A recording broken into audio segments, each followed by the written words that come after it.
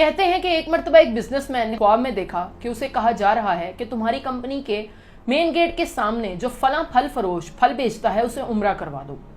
جاگنے پر business man کو وہ خواب اچھی طرح یاد تھا، لیکن اس نے اسے اپنا وہم سمجھا اور خواب کو نظر انداز کر دیا۔ لیکن اگلے 3 روزوں سے مسلسل وہی خواب آنے لگا، تو اس نے ایک امام سے رابطہ کیا اور اسے اپنا سارا خواب بتایا۔ اس پر امام صاحب نے کہا کہ اس شخص سے رابطہ کرو اور اسے عمرہ کروا دو۔ اس پر بزنس مین نے اپنے سیکٹری سے اس پھل فروش کا نمبر معلوم کرنے کے لیے کہا اور اگلے ہی روز اس سے رابطہ کیا اور اسے فون کر کے کہنے لگا کہ مجھے خواب میں تمہیں عمرہ کروانے کے لیے کہا گیا ہے، میں جتنی جلدی ہو سکے اس نیک کام کو کرنا چاہتا ہوں۔ اس پر پھل فروش ہنسنے لگا اور کہنے لگا کہ بھائی صاحب، مجھے تو مدت ہوئی، میں نے فرض نماز تک ادا نہیں کی، میں نے کیا عمرہ کرنا ہے؟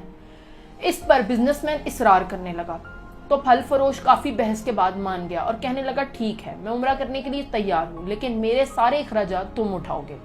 اس پر بزنس مین راضی ہو گیا اور دونوں نے ایک دوسرے سے ملنے کے لیے مقررہ وقت طے کر لیا۔ اگلے روز جب وہ دونوں ایک دوسرے سے ملے تو بزنس مین اس کی شکل و صورت اور وضاحت دیکھ کر ہی پہچان گیا کہ یہ شخص زیادہ مذہبی نہیں لگتا۔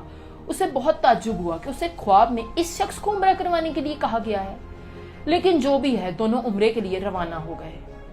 وہ دونوں میقات پہنچے، انہوں نے غسل کیا، اس کے بعد احرام باندھا اور اس کے بعد وہ حرم کی طرف روانہ ہو گئے۔ بیت اللہ پہنچ کر انہوں نے طواف کیا، اس کے بعد مقام ابراہیم پر 2 رکعت نفل ادا کیے، صفا مروہ کا چکر لگایا، سر منڈوایا اور اس طرح ان کا عمرہ مکمل ہو گیا۔ جب وہ واپسی کی تیاریاں کر رہے تھے تو ایک دن حرم سے نکلنے سے پہلے پھل فروش نے بزنس مین سے کہا کہ میں حرم سے جانے سے پہلے 2 رکعت نفل ادا کرنا چاہتا ہوں۔ اس پر بزنس مین کو کیا اعتراض ہونا تھا، اس نے کہا پڑھو نفل، بہت شوق سے پڑھو۔